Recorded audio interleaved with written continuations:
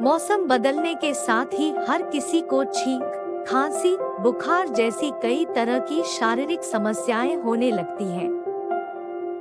इस छींक, खांसी से छुटकारा पाने के लिए विभिन्न प्राकृतिक सामग्रियां सबसे प्रभावी हैं। वोयाजर कफ सिरप में है सभी तरह की प्राकृतिक समाधान। इसमें अश्वगंधा अर्क, सौंठ अर्क, मुलेठी, सारीवा, मकोई, काली मिर्च, हल्दी, दालचीनी, तुलसी, हरहर शामिल है। ये प्राकृतिक तत्व खांसी पर बहुत तेजी से काम करते हैं।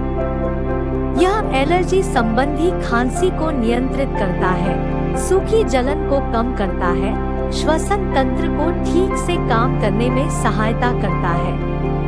प्राकृतिक सामग्रियों का उपयोग करें और स्वस्थ रहें।